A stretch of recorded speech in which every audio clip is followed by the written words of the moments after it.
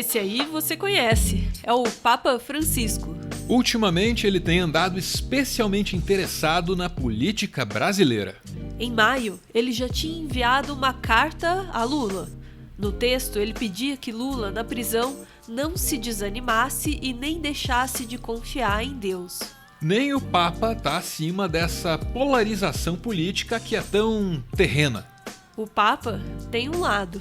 E se ainda havia dúvida, isso ficou mais claro nesse 4 de julho. O Vaticano divulgou um vídeo. Um vídeo pedindo para que juízes sejam dignos e imparciais. Que juízes? Ué, todos os juízes. De los jueces dependen decisiones que influyen en los derechos y en los bienes de las personas. Su independencia les tiene que mantener alejados del favoritismo, de las presiones, las cuales pueden contaminar las decisiones que ellos tienen que tomar. Los jueces han de seguir el ejemplo de Jesús, que no negocia nunca la verdad. Recemos para que todos aquellos que administran la justicia obren con integridad y para que la injusticia que atraviesa el mundo no tenga la última palabra.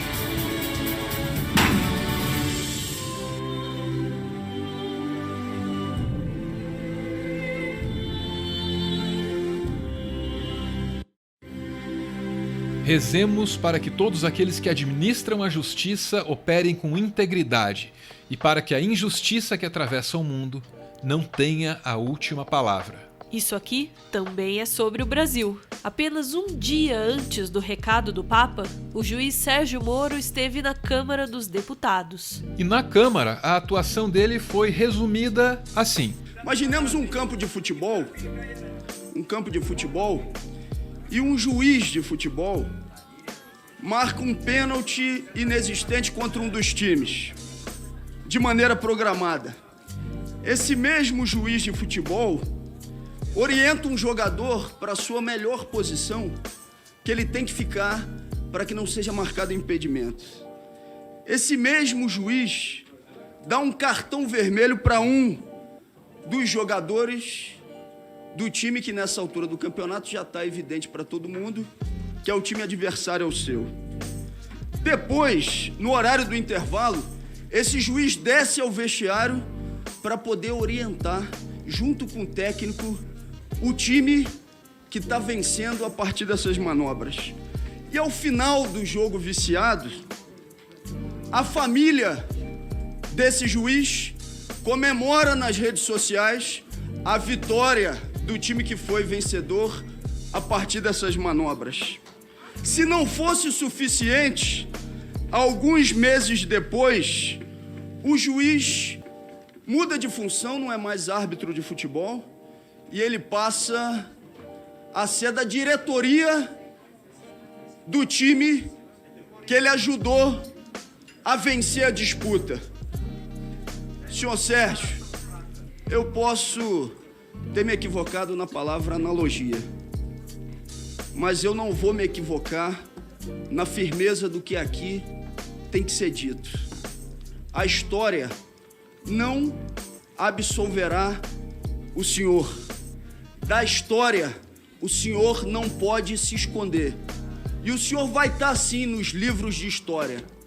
Vai estar nos livros de história como um juiz que se corrompeu, como um juiz ladrão. E depois disso, ele foi embora sendo chamado de ladrão e de fujão. Fujão! Fujão! Fujão! Fujão! Ladrão! Ladrão! Ladrão! Ladrão! Ladrão! Ladrão! Ladrão! Ladrão! Ladrão! Ladrão!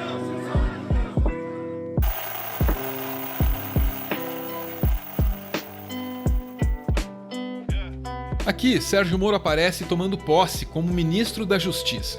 Foi a atuação dele na Lava Jato que trouxe Moro até esse momento. Com os diálogos revelados pelo Intercept, Moro tirou da jogada tudo o que havia entre ele e esse cargo. Esse cargo, aliás, é só uma parte do caminho. Ao que consta, a meta dele é ser ministro do STF.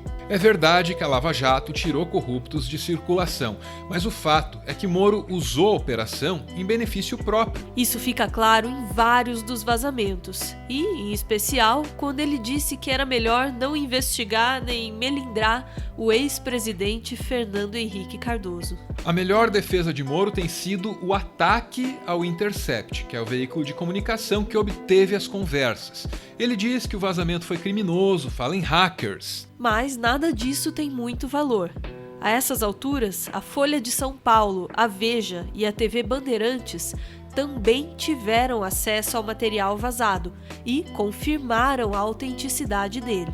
Num editorial, a Folha de São Paulo avisou: ao examinar o material, a reportagem da Folha não detectou nenhum indício de que ele possa ter sido adulterado. Os repórteres, por exemplo, buscaram nomes de jornalistas da Folha e encontraram diversas mensagens que, de fato, esses profissionais trocaram com integrantes da Força Tarefa nos últimos anos.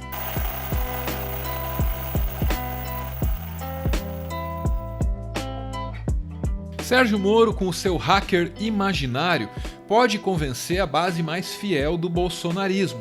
Só que fora do Brasil, visto com a devida distância, ele é encarado como uma figura perigosa e autoritária. A divulgação recente de que a Polícia Federal estaria investigando as movimentações financeiras do Intercept pode até ter ganhado respaldo aqui no Brasil dos segmentos da imprensa alinhados com Moro, mas lá fora ela gera temor e desconfiança.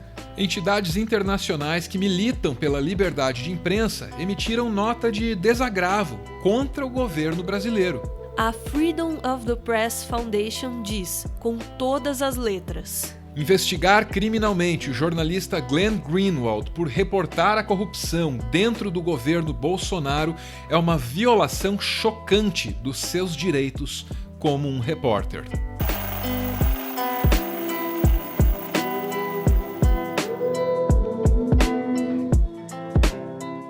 A defesa de Moro se serve da mesma máquina de memes e mentiras que ajudou a eleger Bolsonaro. Com memes e mentiras, tentam inclusive tirar de Glenn o Pulitzer que ele ganhou. Ele de fato ganhou. Resta saber o que a máquina de memes e mentiras vai fazer com o Papa. Porque, afinal de contas, a defesa da moral cristã sempre se fez presente no núcleo do bolsonarismo. Mas isso não impediu o mentor ideológico do bolsonarismo de dizer, ainda em 2016, que o Papa deveria ser arrancado do trono a pontapés. E é por usar essa retórica tão violenta que o bolsonarismo parece cada dia mais distante daquele cristianismo que ele jura defender.